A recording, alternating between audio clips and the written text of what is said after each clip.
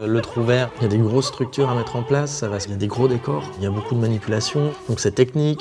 Et puis fatalement, en fait, comme j'ai pas de surtitres, la réalité elle est là aussi, c'est que je me rends compte que je pense le projet complètement différemment d'une maison d'opéra, où je me dis les gens ils savent de quoi je suis en train de parler. Et puis s'ils ont un doute, ils lisent. Mais là en fait, j'ai 2300 personnes qui viennent regarder, à qui j'ai fait un résumé moi pendant 10 minutes avant, puis après on 2h30 de spectacle.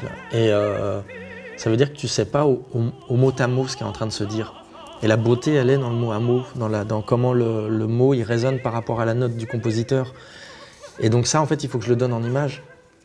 Il faut que j'arrive à traduire visuellement, par le décor, par le mouvement, par le costume, par la lumière, chaque phrase, chaque mot, chaque idée qu'il y a derrière, pour que quelqu'un un enfant ou quelqu'un qui comprend rien à l'histoire ou qui connaît rien, puisse tout choper et puisse être emmené malgré tout.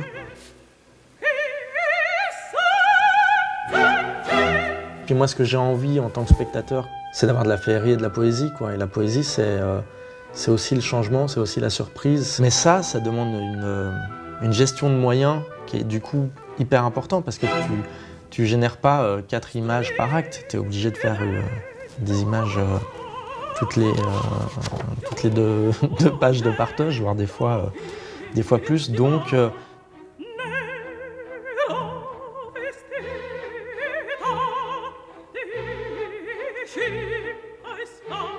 l'opéra, c'est pas raisonnable en fait, de toute façon.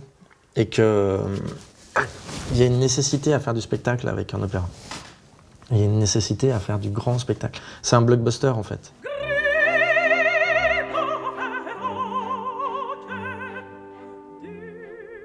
Quand tu fais un projet comme ça, moi j'avais imaginé qu'on aurait des difficultés à trouver du public, qu'on n'arriverait jamais à avoir des bénévoles comme ça. C'est tellement dur, t'entends tellement tout le monde pleurnicher qu'on n'arrive pas à avoir de bénévolat, que les gens sont démotivés et tout.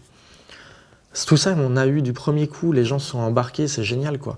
Mais derrière, une volonté politique, un soutien politique ou un laisser-faire aussi. C'est simple, mais je veux dire aujourd'hui, dès le moment où on veut t'assommer avec des normes de 2019, bon, il faut aligner des millions quoi.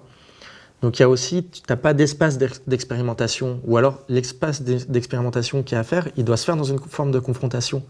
Aujourd'hui, moi, c'est un pas que j'arrive pas à passer, mais des fois je me dis on devrait faire une ZAC, une zone à culture, tu vois, et puis on fout des barrières là au bord, et puis on crée des campings, et puis on voit combien de temps on tient, mais on est dans un château et je me sens pas mal assiégé. Ouais.